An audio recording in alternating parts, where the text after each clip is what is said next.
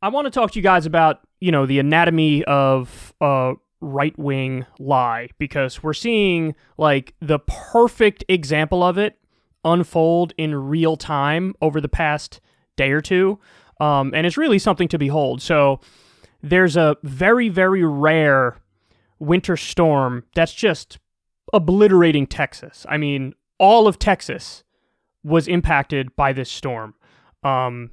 Even the most southern tip of Texas is impacted by this storm. And so there's snow in a lot of places. It's actually a little bit of a worst case scenario because now, as I talk to you, this morning there's freezing rain also, which for those of you who don't know about winter weather, freezing rain is actually worse than snow because freezing rain, it can just ice over everything and everything becomes an ice skating rink. And even with four-wheel drive or all-wheel drive, you're kind of screwed. So there are a number of problems that come about as a result of a winter storm hitting Texas. One thing is, and this isn't just Texas, this is everywhere in the Deep South, so Louisiana, same thing, and other places, same thing. They don't have that many plows.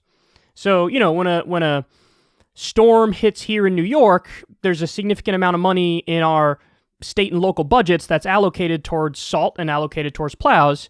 And so, we're pretty much ready to go. We've been dealing with it forever, that whenever there's a storm, boom, you hit it immediately, and you get the roads ready to go almost instantaneously. I mean, there's a little bit of a gap where some roads takes a while to get plowed or whatever, but very quickly you'll be able to get back on the road. Since there's a lack of plows and a lack of salt and a lack of preparation and a lack of money allocated in the budgets in the South, it's a problem. So 2 inches of snow, 3 inches of snow could shut down entire giant cities, and that's what we're witnessing now. I mean, also when you look at the temperature, with the wind chill, it's damn near 0 degrees in frickin' Houston, or at least it was. Dallas, same thing. So, very, very rare winter storm. So, but it gets worse.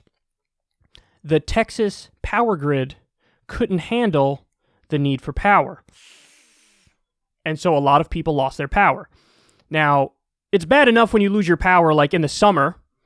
It's way worse in the winter because you need heat to survive. So it's sort of deadly if the power goes out and it's out for an extended period of time. Some people have already died from trying to warm themselves up in their cars, and they're sitting in their garage with the car on and they accidentally poison themselves with carbon monoxide and they die. So huge, huge, huge issue. You got power outages all over Texas, and it's in the middle of a winter storm. So what do the Republican politicians do? They immediately come out and start blaming things that are not to blame, that are left-wing things. So they go, this proves that the Green New Deal would be a failure for America. How is the thing that's not implemented and not doesn't exist in terms of policy, no place has implemented a Green New Deal. How can you blame a Green New Deal for this? Well, what they say is the problem is it was so cold that the windmills froze over, and there's a lot of power in Texas that comes from windmills, and so if we didn't have, wind power for a lot of Texas, we wouldn't have had this issue. That is a total and complete, unmitigated, brazen, overt lie. They're lying, and they know they're lying. So what are the facts? The reason why the Texas power grid couldn't handle this is actually because the coal and natural gas infrastructure froze over. So it's the exact opposite of what they're saying. In fact, about 20% of Texas's electricity comes from wind power, and the places that get it from wind power, they were overperforming compared to the places that get it from coal and natural gas.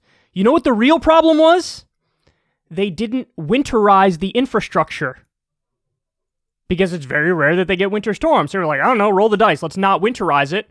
And they didn't winterize it, and you fucked around and you found out, and now a lot of people don't have power.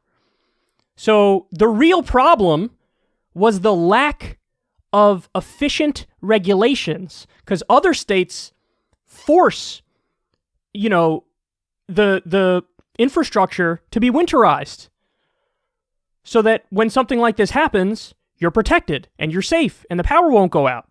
Texas rolled the dice, as you know, very right-wing state in terms of the government there.